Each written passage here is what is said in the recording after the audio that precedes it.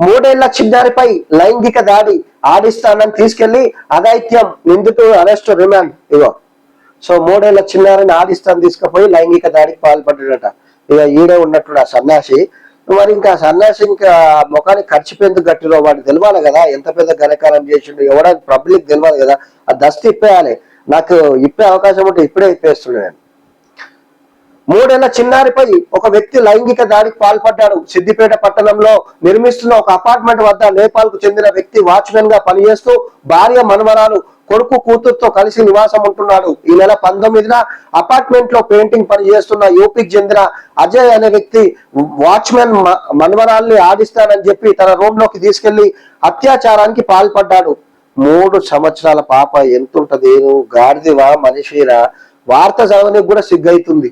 కానీ తప్పదు, ఎందుకంటే ఇట్లాంటి సమాజంలో జరుగుతున్నాయి కాబట్టి ఆడపిల్లలున్న తల్లిదండ్రి ఖచ్చితంగా మీరు జాగ్రత్తగా ఉండాలి. ఎవరిని నమ్మనీకి లేదు.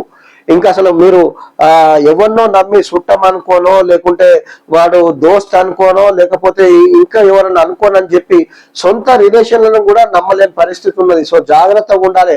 ఆడపిల్లలున్న తల్లిదండ్రులు మీరు నెగ్లెక్ట్ ఉన్నారంటే ఏదన్నా ప్రాబ్లం అయినాక మాత్రము మీరు అది అంటారుగా సామెత, చేతులు కాళ్ళక ఆకులు పట్టుకున్నట్టే అవుతుంది సంసారం. సో చూడండి, ఇది చిన్నారి ఏడవడంతో వాచ్మెన్ వెళ్లి చూడగా విషయం తెలిసింది.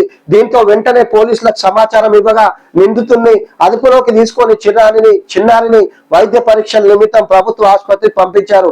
మరుసటి రోజు నిందితుడిని అరెస్ట్ చేసి జ్యుడిషియల్ రిమాండ్ కు తరలించారు.